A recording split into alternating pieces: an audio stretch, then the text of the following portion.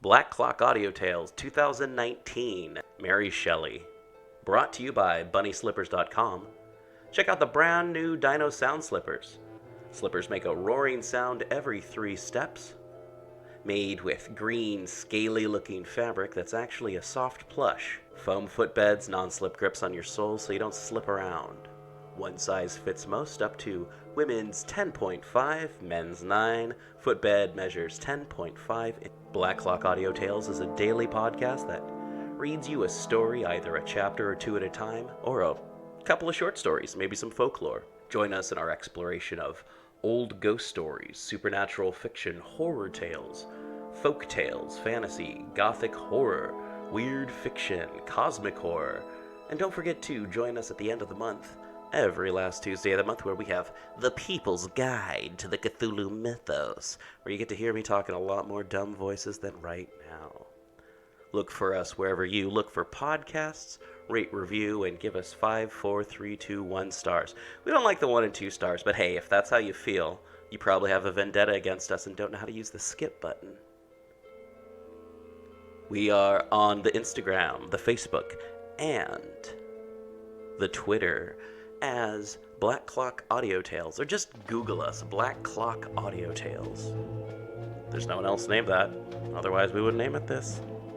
Thank you, and let's get going with The Last Man by Mary Shelley. Recording by Monster. The Last Man by Mary Wollstonecraft Shelley. Volume 1, Chapter 6. And now let the reader, passing over some short period of time, be introduced to our happy circle. Adrian, Iris, and I were established in Windsor Castle. Lord Raymond and my sister inhabited a house which the foreman had built on the borders of the great park near Perdita's cottage, as was still named the low-roofed abode, where we two, poor even in hope, had each received the assurance of our felicity. We had our separate occupations and our common amusements. Sometimes we passed whole days under the leafy covert of the forest with our books and music. This occurred during those rare days in this country when the sun mounts his ethereal throne in unclouded majesty, and the windless atmosphere is a bath of pellucid and grateful water, wrapping the senses in tranquility. When the clouds veiled the sky, and the wind scattered them there and here, rending their woof and strewing its fragments through the aerial plains, then we rode out and sought new spots of beauty and repose. When the frequent rains shut us within doors, evening recreation followed the morning study, ushered in by music and song. Idris had a natural musical talent, and her voice, which had been carefully cultivated, was full and sweet. Raymond and I made a part of the concert, and Adrian and Perdita were devout listeners. Then we were as gay as summer insects, playful as children. We ever met one another with smiles and read content and joy in each other's countenances. Our prime festivals were held in Perdita's cottage, nor were we ever weary of talking of the past or dreaming of the future. Jealousy and disquiet were unknown among us, nor did a fear or hope of change ever disturb our tranquility. Others said we might be happy. We said we are. When any separation took place between us, it generally so happened that Idris and Perdita would ramble away together. We remained to discuss the affairs of nations and the philosophy of life. The very difference of our dispositions gave zest to these conversations. Adrian had the superiority in learning and eloquence, but Raymond possessed the quick penetration and practical knowledge of life, which usually displayed itself in opposition to Adrian, and thus kept up the ball of discussion. At other times we made excursions of many days' duration, and crossed the country to visit any spot noted for beauty or historical association. Sometimes we went up to London and entered into the amusements of the busy throng. Sometimes our retreat was invaded by visitors from among them. This change made us only the more sensible to the delights of the intimate intercourse of our own circle, the tranquility of our divine forest, and our happy evenings in the halls of our beloved castle. The disposition of Idris was peculiarly frank, soft, and affectionate. Her temper was unalterably sweet, and although firm and resolute on any point that touched her heart, she was yielding to those she loved. The nature of Perdita was less perfect, but tenderness and happiness improved her temper and softened her natural reserve. Her understanding was clear and comprehensive, her imagination vivid. She was sincere, generous, and reasonable. Adrian, the matchless brother of my soul, the sensitive and excellent Adrian, loving all and beloved by all, yet seemed destined not to find the half of himself, which was to complete his happiness. He often left us and wandered by himself in the woods, or sailed in his little skiff, his books his only companions. He was often the gayest of our party, at the same time that he was the only one visited by fits of despondency. His slender frame seemed overcharged with the weight of life, and his soul appeared rather to inhabit his body than unite with it.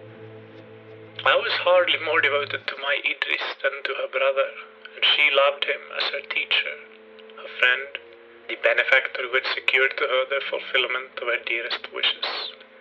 Raymond, the ambitious, restless Raymond, reposed midway on the great high road of life, and was content to give up all his schemes of sovereignty and fame, to make one of us the flower of the field. His kingdom was the heart of Perdita, his subjects her thoughts. By her he was loved, respected as a superior being, obeyed, waited on.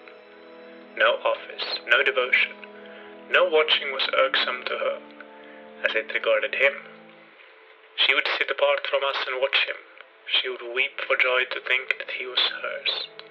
She erected a temple for him in the depth of her being, and each faculty was a priestess vowed to his service. Sometimes she might be wayward and capricious, but her repentance was bitter, her return entire, and even this inequality of temper suited him who was not formed by nature to float idly down the stream of life. During the first year of their marriage, Perdita presented Raymond with a lovely girl. It was curious to trace in this miniature model the very traits of its father. The same half-disdainful lips and smile of triumph, the same intelligent eyes, the same brow and chestnut hair. Her very hands and taper fingers resembled his. How very dear she was to Perdita. In progress of time, I also became a father. And our little darlings, our playthings and delights, called forth 1,000 new and delicious feelings. Years passed thus, even years. Each month brought forth its successor, each year one like to the gone by. Truly our lives were a living comment on that beautiful sentiment of Plutarch, that our souls have a natural inclination to love, being born as much to love as to feel, to reason, to understand and remember. We talked of change and active pursuits, but still remained at Windsor, incapable of violating the charm that attracted us to our secluded life. Pariamo aver qui tutto il ben raccolto, che fra mortali in più parte si rimembra. Now also that our children gave us occupation, we found excuses for our idleness, in the idea of bringing them up to a more splendid career. At length our tranquillity was disturbed, and the course of events, which for 5 years had flowed on in hushing tranquillity, was broken by breakers and obstacles that woke us up from our pleasant dream. A new Lord Protector of England was to be chosen, and at Raymond's request we removed to London to witness and even take part in the election. If Raymond had been united to Idris, this post had been his stepping stone to higher divinity, and his desire for power and fame had been crowned with fullest measure. He had exchanged the scepter for a lute, a kingdom for Perdita. Did he think of this as we journeyed up to town? I watched him, but could make but little of him. He was particularly gay, playing with his child, and turning to sport every word that was uttered. Perhaps he did this because he saw a cloud upon Perdita's brow. She tried to rouse herself, but her eyes were now and then filled with tears, and she looked wistfully on Raymond and her girl, as if fearful that some evil would betide them, and so she felt. A presentiment of ill hung over her. She leaned from the window looking on the forest and the turrets of the castle, and as these became hid by intervening objects, she passionately exclaimed, "Scenes of happiness, scenes sacred to devoted love, when shall I see you again? And when I see ye, shall I be still the beloved and joyous Perdita, or shall I, heartbroken and lost, wander among your groves, the ghost of what I am?" "Why, silly one," cried Raymond, "what is your little head pondering upon, that of a sudden you have become so sublimely dismal? Cheer up, or I shall make you over to Idris and call Adrian into the carriage, who, I see by his gesture, sympathizes with my good spirits." Adrian was on horseback. He rode up to the carriage, and his gaiety, in addition to that of Raymond, dispelled my sister's melancholy. We entered London in the evening and went to our several abodes near Hyde Park. The following morning, Lord Raymond visited me early. "I come to you," he said, "only half assured that you will assist me in my project, but resolved to go through with it, whether you concur with me or not. Promise me secrecy, however, for if you will not contribute to my success, at least you must not baffle me." "Well, I promise, and now, my dear fellow, for what are we come to London? To be present at the election of a protector, and to give our yea or nay for his shuffling grace of, or for that noisy Ryland? Do you believe, Verney, that I brought you to town for that? No. We will have a protector of our own. We will set up a candidate and ensure his success. We will nominate Adrian, and do our best to bestow on him the power to which he is entitled by his birth, and which he merits through his virtues. Do not answer. I know all of your objections, and will reply to them in order. First, whether he will or he will not consent to become a great man. Leave the task of persuasion on that point to me. I do not ask you to assist me there. Secondly, whether he ought to exchange his employment of plucking blackberries and nursing wounded partridges in the forest for the command of a nation. My dear Lionel, we are married men, and find employment sufficient in amusing our wives and dancing our children. But Adrian is alone, wifeless, childless, unoccupied. I have long observed him. He pines for want of some interest in life. His heart, exhausted by his early sufferings, reposes like a new-healed limb, and shrinks from all excitement. But his understanding, his charity, his virtues, want a field for exercise and display. We will procure it for him. Besides, is it not a shame that the genius of Adrian should fade from the earth like a flower in an untrod mountain path, fruitless? Do you think nature composed his surpassing machine for no purpose? Believe me, he was destined to be the author of infinite good to his native England. Has she not bestowed on him every gift in prodigality, birth, wealth, talent, goodness? Does not everyone love and admire him? And does he not delight singly in such efforts as manifest his love to all? Come, I see that you are already persuaded, and will second me when I propose him tonight in Parliament. You have got up all your arguments in excellent order, I replied, and if Adrian consent, they are unanswerable. One only condition I would make, that you do nothing without his concurrence. I believe you are in the right, said Raymond. Although I had thought at first to arrange the affair differently. Be it so. I will go instantly to Adrian, and if he inclines to consent, you will not destroy my labor by persuading him to return and turn squirrel again in Windsor Forest. Idris, you will not act the traitor towards me. Trust me, replied she. I will preserve a strict neutrality. For my part, said I am too well convinced of the worth of our friend, and the rich harvests of benefits that all England would reap from his protectorship, to deprive my countrymen of such a blessing, if he consent to bestow it on them. In the evening Adrian visited us. Do you cable also against me, said he, laughing, and will you make common cause with Raymond in dragging a poor visionary from the clouds to surround him with the fireworks and blasts of earthly grandeur, instead of heavenly rays and airs? I thought you knew me better. I do know you better, I replied, than to think that you would be happy in such a situation.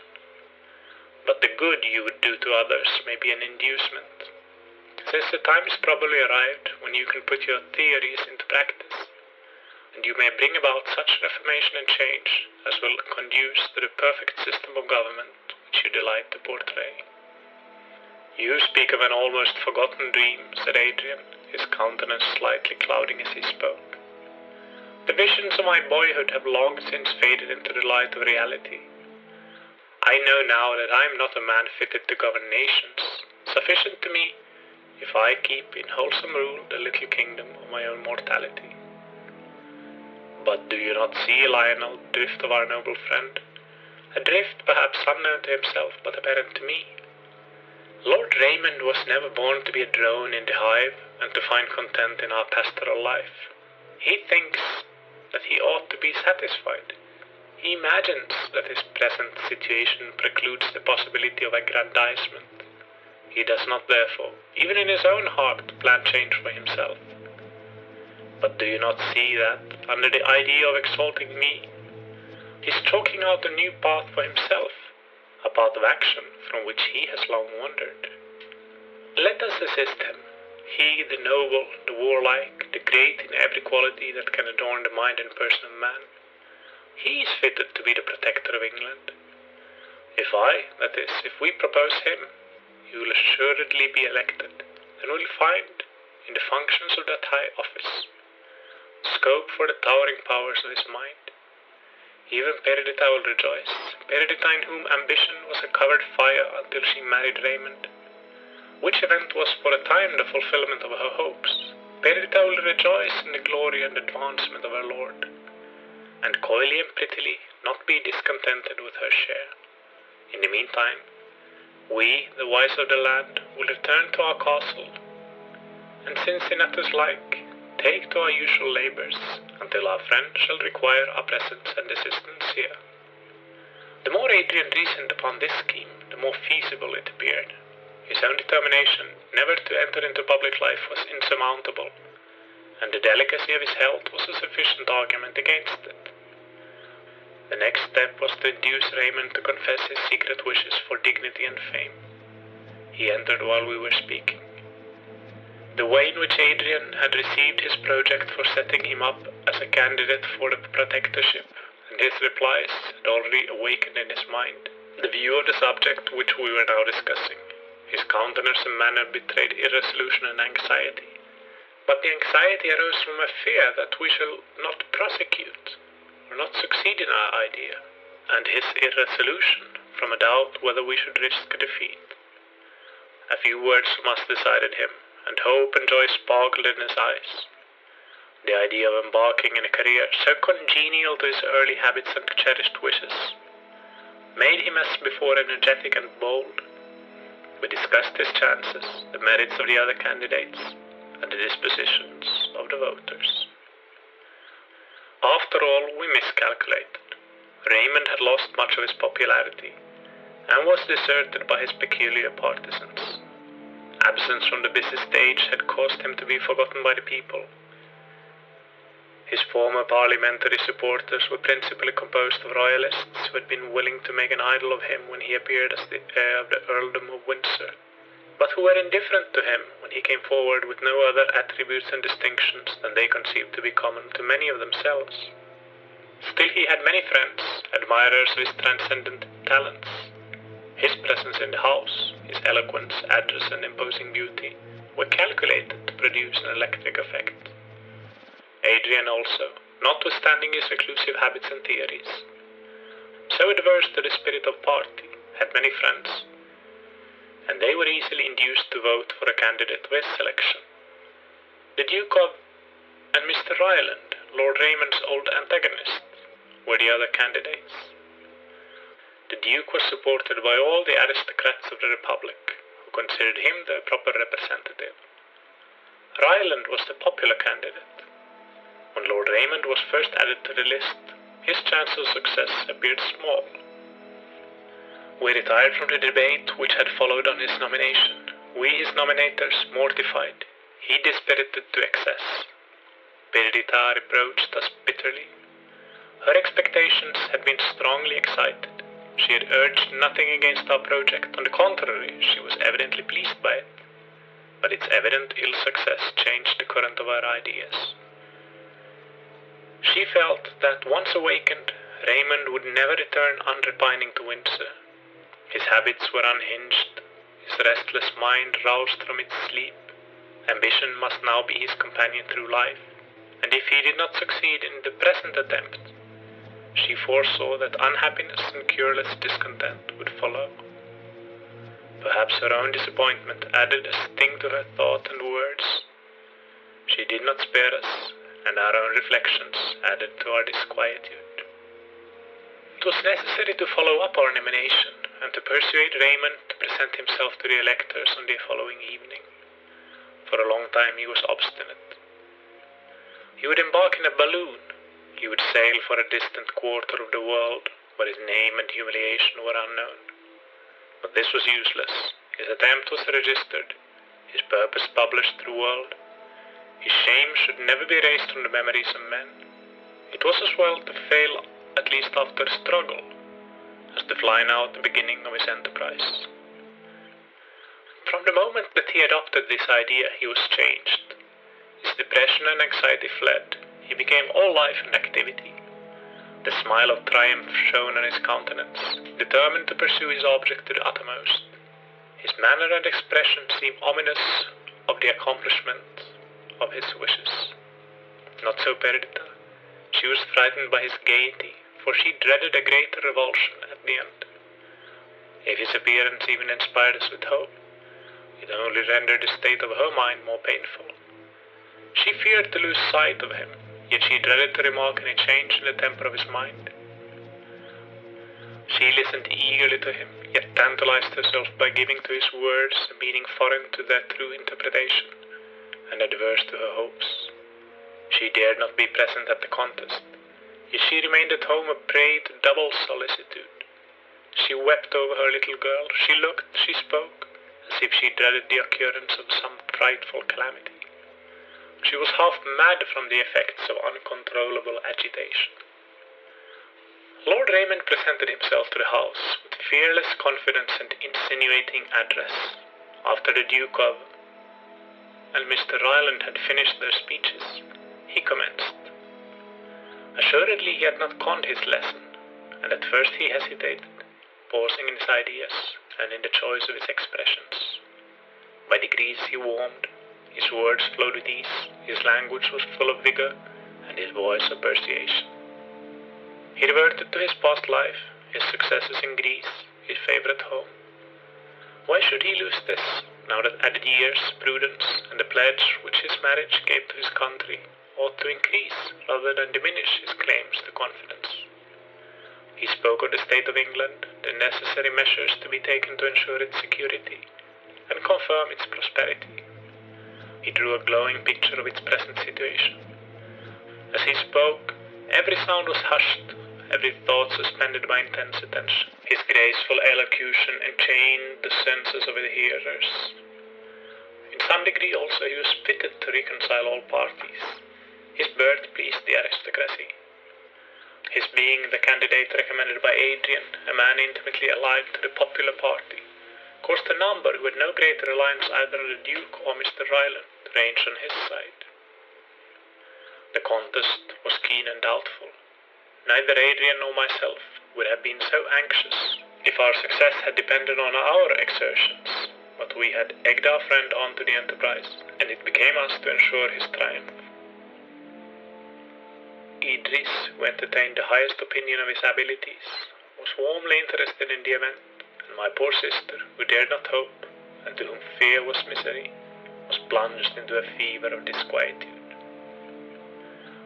Day after day passed while we discussed our projects for the evening, and each night was occupied by debates which offered no conclusion. At last the crisis came. The night when Parliament, which had so long delayed its course, must decide, as the hour of 12 passed and the new day began. It was by virtue of the Constitution dissolved, its power extinct. We assembled at Raymond's house, we and our partisans. At 5:30 we proceeded to the house. Edith endeavored to calm Perdita, but the poor girl's agitation deprived her of all power of self-command.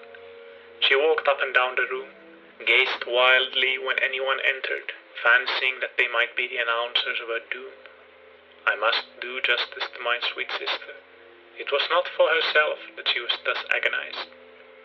She alone knew the weight which Raymond attached to his success. Even to us he assumed gaiety and hope, and assumed them so well that we did not divine the secret workings of his mind. Sometimes a nervous trembling, a sharp dissonance of voice, and momentary fits of absence revealed to Perdita the violence he did himself, but we, intent on our plans, observed only his ready laugh, his joke intruded on all occasions, the flow of his spirits which seemed incapable of ebb. Besides, Perdita was with him in his retirement. She saw the moodiness that succeeded to this forced hilarity. She marked his disturbed sleep, his painful irritability. Once she had seen his tears. Hers had scarce ceased to flow since she had beheld the big drops which disappointed pride had caused to gather in his eye, but which pride was unable to dispel. What wonder, then, that her feelings were wrought to this pitch? I thus accounted to myself for her agitation, but this was not all, and the sequel revealed another excuse. One moment we ceased before our departure to take leave of our beloved girls. I had small hope of success, and entreated Idris to watch over my sister. As I approached the latter, she seized my hand and drew me into another apartment. She threw herself into my arms and wept and sobbed bitterly and long. I tried to soothe her.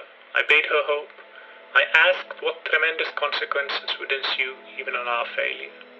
"My brother," she cried, "protector of my childhood, dear, most dear Lionel, my fate hangs by a thread.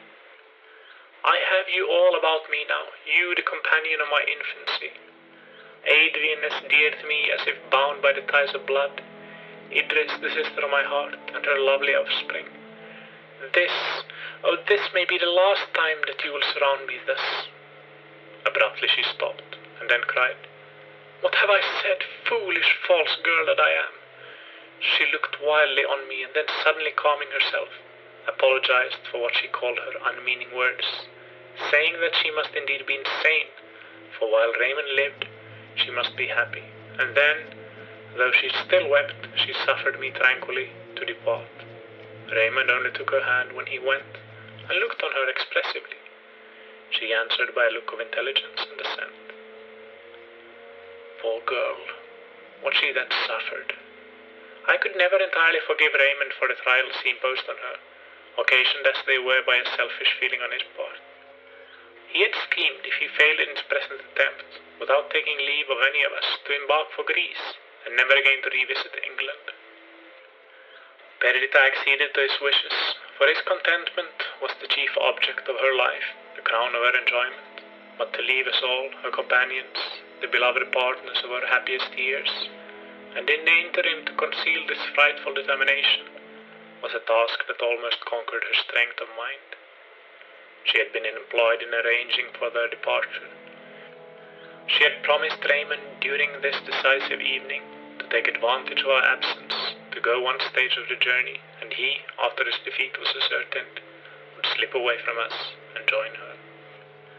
Although, when I was informed of this scheme, I was bitterly offended by the small attention which Raymond paid to my sister's feelings, I was led by reflection to consider that he acted under the force of such strong excitement as to take from him the consciousness and, consequently, the guilt of a fault. If he had permitted us to witness his agitation, he would have been more under the guidance of reason, but his struggles for the shoe of composure acted with such violence on his nerves as to destroy his power of self-command. I am convinced that, at the worst, he would have returned from the seashore to take leave of us, and to make us the partners of his counsel. But the task imposed on Perdita was not the less painful. He had extorted from her a vow of secrecy, and her part of the drama, since it was to be performed alone, was the most agonizing that could be devised. But to return to my narrative. The debates had hitherto been long and loud. They had often been protracted merely for the sake of delay, but now each seemed fearful lest the fatal moment should pass while the choice was yet undecided. Unwanted silence reigned in the house, the members spoke in whispers, and the ordinary business was transacted with celerity and quietness. During the first stage of the election, the Duke had been thrown out. The question therefore lay between Lord Raymond and Mr. Ryland. The latter had felt secure of victory until the appearance of Raymond, and since his name had been inserted as a candidate, he had canvassed with eagerness. He had appeared each evening, impatience and anger marked in his looks, scowling on us from the opposite side of St. Stephen's, as if his mere frown could cause the eclipse on our hopes. Everything in the English Constitution had been regulated for the better preservation of peace. On the last day, 2 candidates only were allowed to remain, and to obviate, if possible, the last struggle between these. A bribe was offered to him who should voluntarily resign his pretensions. A place of great emolument and honor was given him, and his success facilitated at a future election. Strange to say, however, no instance had yet occurred where either candidate had had recourse to this expedient. In consequence, the law had become obsolete, nor had been referred to by any of us in our discussions. To our extreme surprise, when it was moved that we should resolve ourselves into a committee for the election of the Lord Protector, the member who had nominated Ryland rose and informed us that this candidate had resigned his pretensions. His information was at first received with silence. A confused murmur succeeded, and when the chairman declared Lord Raymond duly chosen, it amounted to a shout of applause and victory. It seemed as if, far from any dread of defeat, even if Mr. Ryland had not resigned, every voice would have been united in favor of our candidate. In fact, now that the idea of contest was dismissed, all hearts returned to their former respect and admiration of our accomplished friend. Each felt that England had never seen a protector so capable of fulfilling the arduous duties of that high office. One voice made of many voices resounded through the chamber. It syllabled the name of Raymond. He entered. I was on one of the highest seats, and saw him walk up the passage to the table of the speaker. The native modesty of his disposition conquered the joy of his triumph. He looked round timidly. A mist seemed before his eyes. Adrian, who was beside me, hastened to him, and jumping down the benches, was at his side in a moment. His appearance reanimated our friend, and when he came to speak and act, his hesitation vanished, and he shone out supreme in majesty and victory. The former protector tendered him the oaths, and presented him with the insignia of office, performing the ceremonies of installation. The house then dissolved. The chief members of the state crowded around the new magistrate, and conducted him to the palace of government. Adrian suddenly vanished, and by the time that Raymond's supporters were reduced to our intimate friends merely, returned leading Idris to congratulate her friend on his success. But where was Perdita? In securing a solicitously and unobserved retreat in case of failure, Raymond had forgotten to arrange the mode by which she was to hear of his success, and she had been too much agitated to revert to this circumstance. When Idris entered, so far had Raymond forgotten himself that he asked for my sister. One word, which told of her mysterious disappearance, recalled him. Adrian, it is true, had already gone to seek the fugitive, imagining that her tameless anxiety had led her to the purlieus of the house, and that some sinister event detained her. But Raymond, without explaining himself, suddenly quitted us, and in another moment we heard him gallop down the street, in spite of the wind and rain that scattered tempest over the earth. We did not know how far he had to go, and soon separated, supposing that in a short time he would return to the palace with Perdita, and that they should not be sorry to find themselves alone. Perdita had arrived with her child at Dartford, weeping and inconsolable. She directed everything to be prepared for the continuance of their journey, and placing her lovely sleeping charge on a bed, passed several hours in acute suffering. Sometimes she observed the war of the elements, thinking that they also declared against her, and listened to the pattering of the rain in the gloom in despair. Sometimes she hung over the child, tracing her resemblance to the father, and fearful lest in afterlife she would display the same passions and uncontrollable impulses that rendered him unhappy. Again, with a gush of pride and delight, she marked in the features of her little girl the same smile of beauty that often irradiated Raymond's countenance. The sight of it soothed her. She thought of the treasure she possessed in the affections of her lord, of his accomplishments surpassing those of his contemporaries, his genius, his devotion to her. Soon she thought that all she possessed in the world, except him, might well be spared, nay, given with delight, a propitiatory offering, to secure the supreme good she retained in him. Soon she imagined that fate demanded this sacrifice from her as a mark she was devoted to Raymond, and that it must be made with cheerfulness. She figured to herself their life in the Greek isle he had selected for their retreat. Her task of soothing him, her cares for the beauteous Clara, her rides in his company, her dedication of herself to his consolation. The picture then presented itself to her in such glowing colors that she feared the reverse, and a life of magnificence and power in London, where Raymond would no longer be hers only, nor she the sole source of happiness to him. So far as she merely was concerned, she began to hope for defeat, and it was only on his account that her feelings vacillated, as she heard him gallop into the courtyard of the inn. That he should come to her alone, weathered by the storm, careless of everything except speed. What else could it mean than that, vanquished and solitary, they were to take their way from native England, the scene of shame, and hide themselves in the myrtle groves of the Grecian Isles? In a moment she was in his arms. The knowledge of his success had become so much a part of himself that he forgot that it was necessary to impart it to his companion. She only felt in his embrace a dear assurance that while he possessed her, he would not despair. "This is kind," she cried. "This is noble, my own beloved. Oh, fear not disgrace or lowly fortune, while you have your Perdita. Fear not sorrow, while our child lives and smiles. Let us go even where you will. The love that accompanies us will prevent our regrets." Locked in his embrace, she spoke thus, and cast back her head, seeking an assent to her words in his eyes. They were sparkling with ineffable delight. "Why, my little lady protectress," said he playfully, "what is this you say?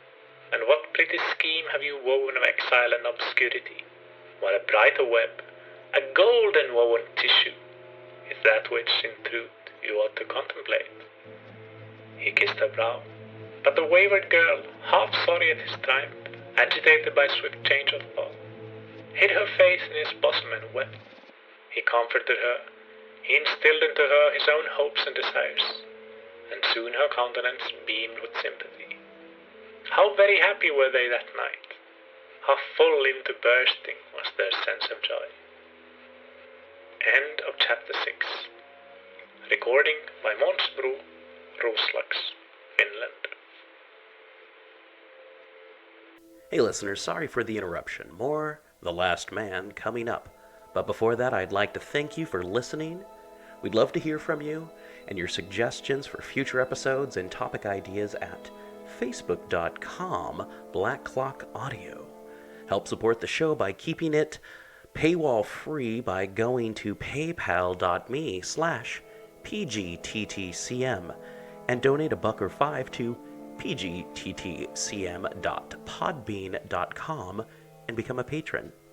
We'll never ask you for your info or ask you to fill out a survey or just tell your friends about us. That's all we ask. Do you have no cash to donate? That's fine, neither do we. Help the show by sharing, rating, liking, or 5-star giving wherever you get your podcasts from. You can always buy a cool shirt from pgttcm.threadless.com, and if you're wondering, hey, what's all this PGTTCM stuff about? People's Guide to the Cthulhu Mythos is our monthly end-of-the-month show where we talk to Cthulhu Mythos writers, game designers, talk about various aspects of the Cthulhu Mythos, going from the Big Bang to the cooling of our sun, just the whole kit and caboodle, from the perspective of Earthlings, of course. Next month is going to be Ambrose Bitterbierce, one of my favorite weird fiction authors who also wrote Civil War tales and spooky dooky stories, and also, Occurrence at Owl Creek Bridge, that story your 8th or ninth grade English teacher made you read. Yeah, Ambrose Bierce, but we won't hold that against him. It's a good story, though. And in August, we're going to have Anyone But Derleth Cthulhu Mythos, non-Derlethian mythos stories, and more about August Derleth himself and Arkham House Publishing, and pretty much, I don't know, kind of talk about why everyone makes fun of August Derleth, but without him, there's some stuff that would be missing. September, Bronte. Oh yeah, it's gonna be all about the Brontes. And of course, we'll more than likely have Andrew Grace talking about the Brontes again, because Andrew Grace likes to talk about the Brontes. October, nothing but spooky stories that you can play all October long, and maybe even December and November when it's even darker and scarier. And November will be Old English lit. So we're going to be doing stuff like Beowulf and stuff around that neck of the woods. Old English 800 lit. It's that smooth, mellow lit that gives you more power. Old English 800 lit. And we don't have anything planned for December. But hey, if you want to pitch in your 2 cents or your, opinion, we'll listen. We'll check it out. And if it's something that we can arrange, then it's something we can do. So your input is always appreciated. Thank you so much. And back to Mary Shelley's The Last Man. Recording by Philippa Willits. The Last Man by Mary Wollstonecraft Shelley. Volume 1, Chapter 7. Having seen our friend properly installed in his new office, we turned our eyes towards Windsor. The nearness of this place to London was such as to take away the idea of painful separation when we quitted Raymond and Perdita. We took leave of them in the Protectoral Palace. It was pretty enough to see my sister enter, as it were, into the spirit of the drama, and endeavour to fill her station with becoming dignity. Her internal pride and humility of manner were now more than ever at war. Her timidity was not artificial, but arose from that fear of not being properly appreciated, that slight estimation of the neglect of the world, which also characterized Raymond. But then Perdita thought more constantly of others than he, and part of her bashfulness arose from a wish to take from those around her a sense of inferiority, a feeling which never crossed her mind. From the circumstances of her birth and education, Idris would have been better fitted for the formulae of ceremony, but the very ease which accompanied such actions with her, arising from habit, rendered them tedious, while, with every drawback, Perdita evidently enjoyed her situation. She was too full of new ideas to feel much pain when we departed. She took an affectionate leave of us, and promised to visit us soon, but she did not regret the circumstances that caused our separation. The spirits of Raymond were unbounded. He did not know what to do with his new-got power. His head was full of plans. He had as yet decided on none, but he promised himself, his friends, and the world, that the era of his protectorship should be signalized by some act of surpassing glory. Thus we talked of them, and moralized, as with diminished numbers we returned to Windsor Castle. We felt extreme delight at our escape from political turmoil, and sought our solitude with redoubled zest. We did not want for occupation, but my eager disposition was now turned to the field of intellectual exertion only, and hard study I found to be an excellent medicine to allay a fever of spirit with which in indolence I should doubtless have been assailed. Perdita had permitted us to take Clara back with us to Windsor, and she and my 2 lovely infants were perpetual sources of interest and amusement. The only circumstance that disturbed our peace was the health of Adrian. It evidently declined without any symptom which could lead us to suspect his disease, unless indeed his brightened eyes, animated look, and flustering cheeks made us dread consumption. But he was without pain or fear. He betook himself to books with ardour, and reposed from study in the society he best loved, that of his sister and myself. Sometimes he went up to London to visit Raymond, and watch the progress of events. Clara often accompanied him in these excursions, partly that she might see her parents, partly because Adrian delighted in the prattle and intelligent looks of this lovely child. Meanwhile, all went on well in London. The new elections were finished, Parliament met, and Raymond was occupied in 1,000 beneficial schemes. Canals, aqueducts, bridges, stately buildings, and various edifices for public utility were entered upon. He was continuously surrounded by projectors and projects, which were to render England one scene of fertility and magnificence. The state of poverty was to be abolished, men were to be transported from place to place, almost with the same facility as the Princes Hussein, Ali and Ahmed in the Arabian Nights. The physical state of man would soon not yield to the beatitude of angels. Disease was to be banished, labour lightened of its heaviest burden. Nor did this seem extravagant. The arts of life and the discoveries of science had augmented in a ratio which left all calculation behind. Food sprung up, so to say, spontaneously.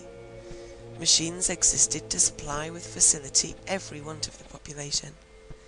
An evil direction still survived, and men were not happy, not because they could not, but because they would not rouse themselves to vanquish self-raised obstacles.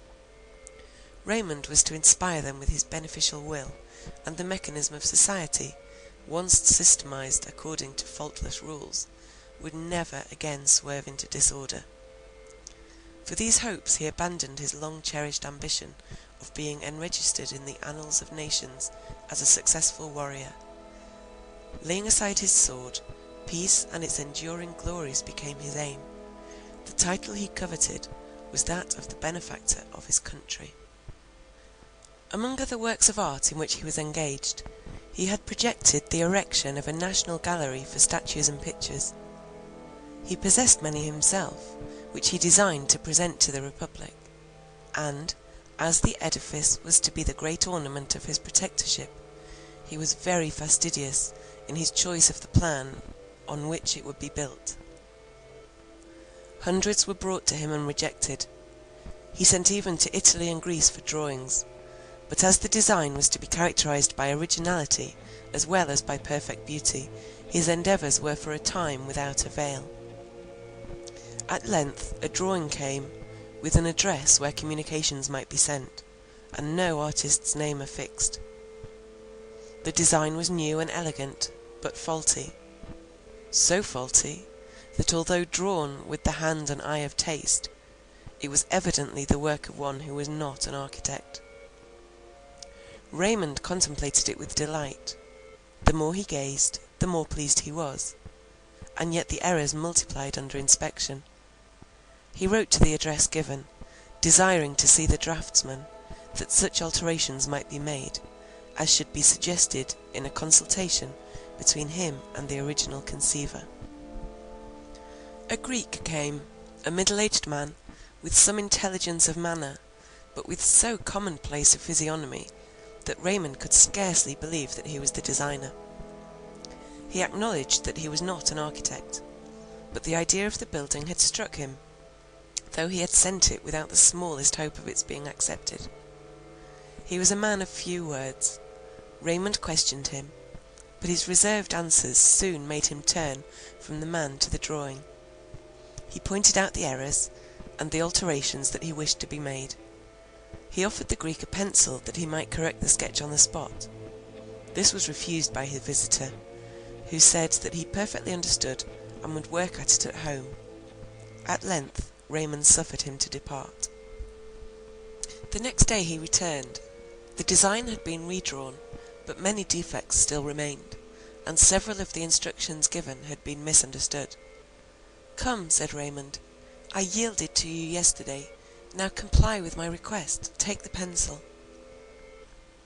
The Greek took it, but he handled it in no artist-like way. At length he said, I must confess to you, my lord, that I did not make this drawing. It is impossible for you to see the real designer. Your instructions must pass through me. Condescend, therefore, to have patience with my ignorance, and to explain your wishes to me. In time, I am certain that you will be satisfied. Raymond questioned vainly. The mysterious Greek would say no more. Would an architect be permitted to see the artist? This was also refused. Raymond repeated his instructions, and the visitor retired. Our friend resolved, however, not to be foiled in his wish. He suspected that unaccustomed poverty was the cause of the mystery, and that the artist was unwilling to be seen in the garb and abode of want. Raymond was only the more excited by this consideration to discover him. Impelled by the interest he took in obscure talent, he therefore ordered a person skilled in such matters to follow the Greek next time he came, and observe the house in which he should enter. His emissary obeyed, and brought the desired intelligence. He had traced the man to one of the most penurious streets in the metropolis. Raymond did not wonder that, thus situated, the artist had shrunk from notice, but he did not for this alter his resolve. On the same evening he went alone to the house named to him. Poverty, dirt, and squalid mystery characterized its appearance.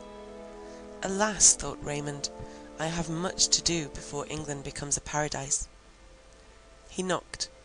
The door was opened by a string from above. The broken, wretched staircase was immediately before him, but no person appeared. He knocked again vainly, and then, impatient of further delay, he ascended the dark, creaking stairs. His main wish, more particularly now that he witnessed the abject dwelling of the artist, was to relieve one, possessed of talent, but depressed by want. He pictured to himself a youth, whose eyes sparkled with genius, whose person was attenuated by famine. He half feared to displease him, but he trusted that his generous kindness would be administered so delicately as not to excite repulse. What human heart is shut to kindness? And though poverty, in its excess, might render the sufferer unapt to submit to the supposed degradation of a benefit, the zeal of the benefactor must at least relax him into thankfulness. These thoughts encouraged Raymond as he stood at the door of the highest room of the house. After trying vainly to enter the other apartments, he perceived just within the threshold of this one a pair of small Turkish slippers. The door was ajar, but all was silent within. It was probable that the inmate was absent, but secure that he had found the right person, our adventurous protector was tempted to enter, to leave a purse on the table, and silently depart. In pursuance of this idea, he pushed the door open gently, but the room was inhabited. Raymond had never visited the dwellings of want, and the scene that now presented itself struck him to the heart. The floor was sunk in many places, the walls ragged and bare, the ceiling weather-stained. A tattered bed stood in the corner. There were but 2 chairs in the room, and a rough broken table, on which was a light and a tin candlestick. Yet in the midst of such drear and heart-sickening poverty, there was an air of order and cleanliness that surprised him. The thought was fleeting, for his attention was instantly drawn towards the inhabitant of this wretched abode. It was a female. She sat at the table. One small hand shaded her eyes from the candle, the other held a pencil. Her looks were fixed on a drawing before her, which Raymond recognized as the design presented to him. Her whole appearance awakened his deepest interest. Her dark hair was braided and twined in thick knots, like the headdress of a Grecian statue. Her garb was mean, but her attitude might have been selected as a model of grace.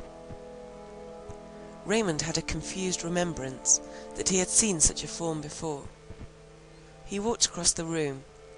She did not raise her eyes, merely asking in Romaic, "Who is there?"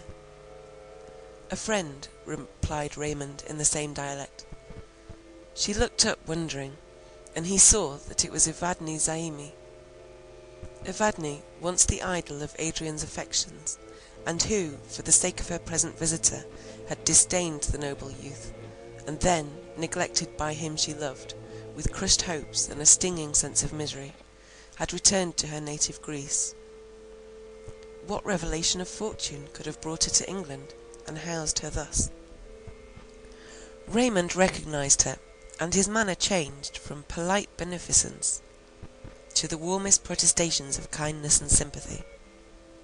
The sight of her, in her present situation, passed like an arrow into his soul. He sat by her, he took her hand, and said 1,000 things, which breathed the deepest spirit of compassion and affection. Evadne did not answer. Her large dark eyes were cast down. At length a tear glimmered on the lashes. "Thus," she cried, "kindness can do what no want, no misery ever effected. I weep." She shed indeed many tears. Her head sunk unconsciously on the shoulder of Raymond. He held her hand. He kissed her sunken, tear-stained cheek. He told her that her sufferings were now over. No one possessed the art of consoling like Raymond. He did not reason or declaim, but his look shone with sympathy. He brought pleasant images before the sufferer. His caresses excited no distrust, for they arose purely from the feeling which leads a mother to kiss her wounded child, a desire to demonstrate in every possible way the truth of his feelings, and the keenness of his wish to pour balm into the lacerated mind of the unfortunate. As Evadne regained her composure, his manner became even gay. He sported with the idea of her poverty. Something told him that it was not its real evils that lay heavily at her heart, but the debasement and disgrace attendant on it. As he talked, he divested it of these, sometimes speaking of her fortitude with energetic praise, then, alluding to her past state, he called her his princess in disguise. He made her warm offers of service. She was too much occupied by more engrossing thoughts, either to accept or reject them. At length he left her, making a promise to repeat his visit the next day. He returned home, full of mingled feelings, of pain excited by Evadne's wretchedness, and pleasure at the prospect of relieving it. Some motive for which he did not account, even to himself, prevented him from relating his adventure to Perdita. The next day he threw such disguise over his person as a cloak afforded, and revisited Evadne. As he went, he bought a basket of costly fruits, such as were natives of her own country, and throwing over these various beautiful flowers, bore it himself to the miserable garret of his friend. "Behold," cried he as he entered, "what bird's food have I brought for my sparrow on the housetop." Evadne now related the tale of her misfortunes. Her father, though of high rank, had in the end dissipated his fortune, and even destroyed his reputation and influence through a course of dissolute indulgence. His health was impaired beyond hope of cure, and it became his earnest wish, before he died, to preserve his daughter from the poverty which would be the portion of her orphan state. He therefore accepted for her, and persuaded her to accede to a proposal of marriage from a wealthy Greek merchant settled at Constantinople. She quitted her native Greece, her father died, by degrees she was cut off from all the companions and ties of her youth. The war, which about a year before the present time had broken out between Greece and Turkey, brought about many reverses of fortune. Her husband became bankrupt, and then, in a tumult and threatened massacre on the part of the Turks, they were obliged to fly at midnight, and reached in an open boat an English vessel under sail, which brought them immediately to this island. The few jewels they had saved supported them a while. The whole strength of Evadne's mind was exerted to support the failing spirits of her husband.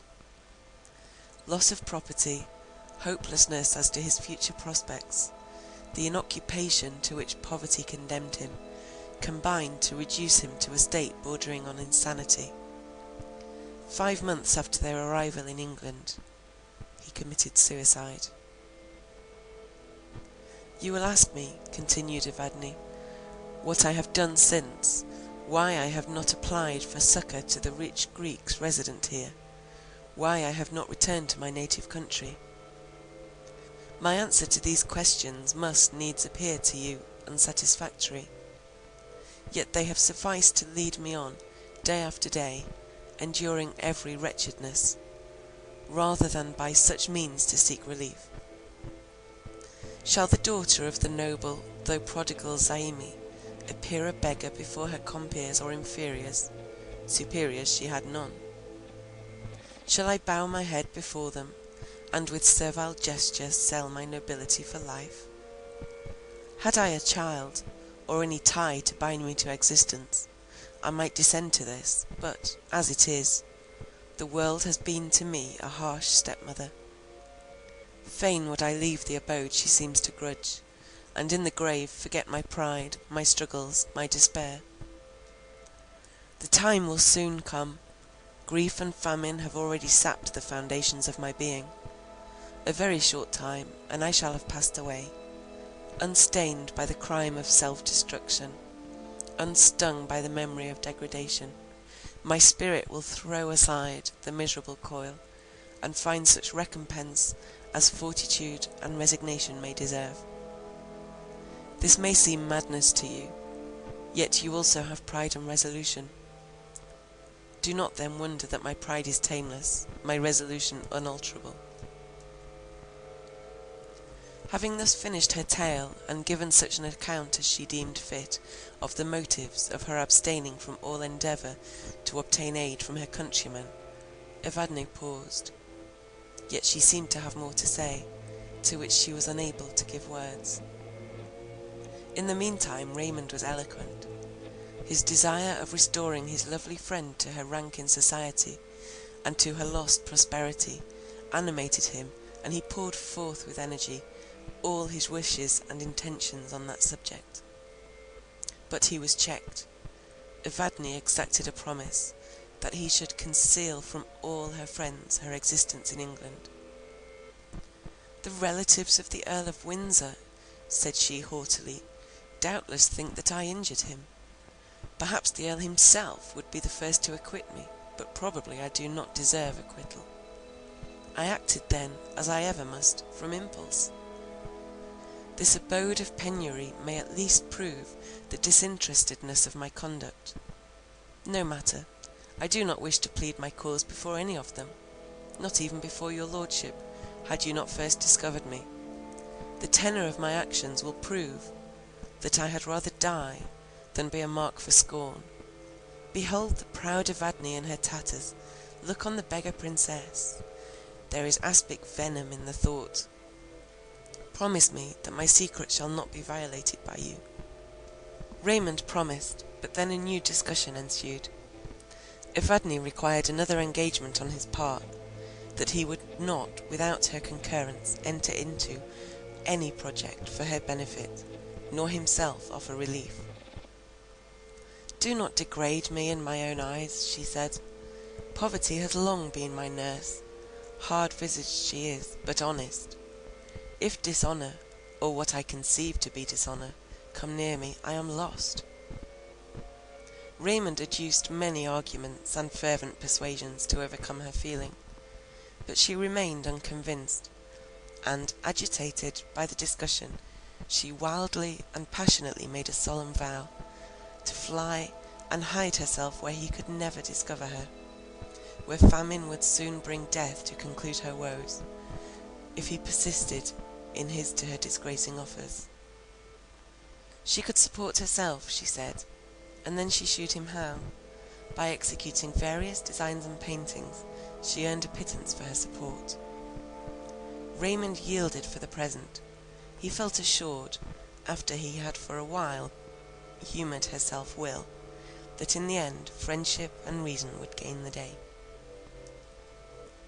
But the feelings that actuated Evadne were rooted in the depths of her being, and were such in their growth as he had no means of understanding. Evadne loved Raymond. He was the hero of her imagination, the image carved by love in the unchanged texture of her heart.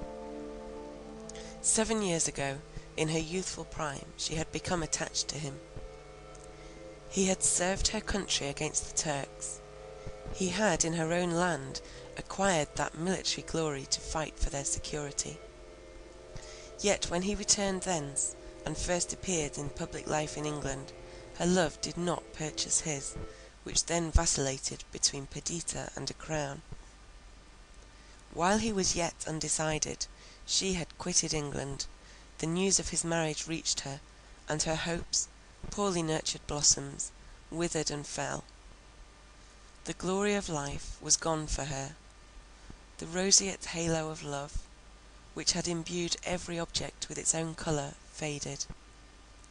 She was content to take life as it was, and to make the best of leaden-coloured reality. She married, and, carrying her restless energy of character with her into new scenes, she turned her thoughts to ambition, and aimed at the title and power of Princess of Wallachia, while her patriotic feelings were soothed by the idea of the good she might do her country, when her husband should be chief of this principality. She lived to find ambition as unreal a delusion as love. Her intrigues with Russia for the furtherance of her object excited the jealousy of the Porte, and the animosity of the Greek government. She was considered a traitor by both. The ruin of her husband followed. They avoided death by a timely flight, and she fell from the height of her desires to penury in England. Much of this tale she concealed from Raymond, nor did she confess, that repulse and denial, as to a criminal convicted of the worst of crimes, that of bringing the scythe of foreign despotism to cut away the new-springing liberties of her country, would have followed her application to any among the Greeks. She knew that she was the cause of her husband's utter ruin, and she strung herself to bear the consequences. The reproaches which agony extorted, or worse, cureless, uncomplaining depression, when his mind was sunk in a torpor, not the less painful because it was silent and moveless. She reproached herself with the crime of his death. Guilt and its punishments appeared to surround her. In vain she endeavoured to allay remorse by the memory of her real integrity. The rest of the world, and she among them, judged of her actions by their consequences. She prayed for her husband's soul. She conjured the Supreme to place on her head the crime of his self-destruction. She vowed to live to expiate his fault. In the midst of such wretchedness as must soon have destroyed her, one thought only was a matter of consolation.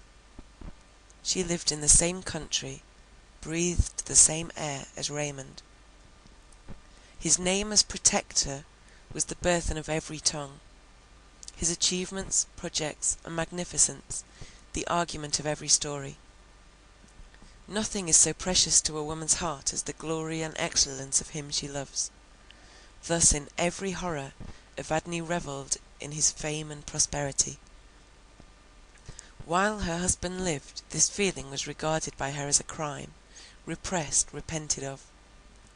When he died, the tide of love resumed its ancient flow. It deluged her soul with its tumultuous waves, and she gave herself up a prey to its uncontrollable power. But never, oh never, should he see her in her degraded state. Never should he behold her fallen, as she deemed, from her pride of beauty, the poverty-stricken inhabitant of a garret, with a name which had become a reproach and a weight of guilt on her soul. But though impenetrably veiled from him, his public office permitted her to become acquainted with all his actions, his daily course of life, even his conversation. She allowed herself one luxury: she saw the newspapers every day, and feasted on the praise and actions of the Protector. Not that this indulgence was devoid of accompanying grief. Perdita's name was forever joined with his. Their conjugal felicity was celebrated even by the authentic testimony of facts. They were continually together, nor could the unfortunate Evadne read the monosyllable that designated his name, without, at the same time, being presented with the image of her who was the faithful companion of all his labours and pleasures. They, their excellencies, met her eyes in each line, mingling an evil potion that poisoned her very blood. It was in the newspaper that she saw the advertisement for the design for a national gallery. Combining with taste her remembrance of the edifices which she had seen in the East, and by an effort of genius enduing them with unity of design, she executed the plan which had been sent to the Protector. She triumphed in the idea of bestowing, unknown and forgotten as she was, a benefit upon him she loved, and with enthusiastic pride looked forward to the accomplishment of a work of hers, which, immortalized in stone, would go down to posterity stamped with the name of Raymond. She awaited with eagerness the return of her messenger from the palace. She listened insatiate to his account of each word, each look of the Protector. She felt bliss in this communication with her beloved, although he knew not to whom he addressed his instructions. The drawing itself became ineffably dear to her. He had seen it and praised it. It was again retouched by her. Each stroke of her pencil was as a chord of thrilling music, and brought to her the idea of a temple raised to celebrate the deepest and most unutterable emotions of her soul. These contemplations engaged her, when the voice of Raymond first struck her ear, a voice, once heard, never to be forgotten. She mastered her gush of feelings, and welcomed him with quiet gentleness. Pride and tenderness now struggled, and at length made a compromise together. She would see Raymond, since destiny had led him to her, and her constancy and devotion must merit his friendship. But her rights with regard to him, and her cherished independence, should not be injured by the idea of interest, or the intervention of the complicated feelings attendant on pecuniary obligation, and the relative situations of the benefactor and benefited. Her mind was of uncommon strength. She could subdue her sensible wants to her mental wishes, and suffer cold, hunger, and misery, rather than concede to fortune a contested point. Alas, that in human nature such a pitch of mental discipline, and disdainful negligence of nature itself, should not have been allied to the extreme of moral excellence. But the resolution that permitted her to resist the pains of privation, sprung from this too great energy of her passions, and the concentrated self-will of which this was a sign, was destined to destroy even the very idol, to preserve whose respect she submitted to this detail of wretchedness. Their intercourse continued. By degrees Evadne related to her friend the whole of her story, the stain her name had received in Greece, the weight of sin which had accrued to her from the death of her husband. When Raymond offered to clear her reputation, and demonstrate to the world her real patriotism, she declared that it was only through her present sufferings that she hoped for any relief to the stings of conscience; that, in her state of mind, diseased as he might think it, the necessity of occupation was salutary medicine. She ended by extorting a promise that, for the space of 1 month, he would refrain from the discussion of her interests, engaging after that time to yield in part to his wishes. She could not disguise to herself that any change would separate her from him, now she saw him each day. His connection with Adrian and Perdita was never mentioned. He was to her a meteor, a companionless star, which at its appointed hour rose in her hemisphere, whose appearance brought felicity, and which, although it set, was never eclipsed. He came each day to her abode of penury, and his presence transformed it to a temple, redolent with sweets, radiant with heaven's own light. He partook of her delirium. They built a wall between them and the world. Without, 1,000 harpies raved, remorse and misery, expecting the destined moment for their invasion. Within was the peace as of innocence, reckless blindness, deluding joy, hope, whose still anchor rested on placid but unconstant water. Thus, while Raymond had been wrapped in visions of power and fame, while he looked forward to entire dominion over the elements and the mind of man, the territory of his own heart escaped his notice, and from that unthought of source arose the mighty torrent that overwhelmed his will, and carried to the oblivious sea fame, hope, and happiness. End of Volume 1, Chapter 7. Recording by Philippa Willits. Thank you once again for listening to Black Clock Audio Tales. You can find us online at Black Clock Audio Tales on Facebook, Instagram, and Twitter. Meet up with us at pgttcm.com. Find out what's going on with this and other podcasts by Badger Drift Studios, which is where we record this in beautiful North Portland. If you want to be on a show, if you have a book that you would like to have reviewed, if you want to be on Welcome to Portland, eat charcuterie and drink beer in the studio while learning how to podcast, I can accommodate that. But you have to take the first step by going to pgttcm.com and submitting. Send us a link to your stories. Become friends with us on Facebook at pgttcm or Black Clock Audio Tales. And PGTTCM, of course, is short for The People's Guide to the Cthulhu Mythos, our monthly show. At the end of every month on Tuesday, we have PGTTCM. Thank you so much for listening. Edited by DB Spitzer. Music by Kevin MacLeod as always. Thank you.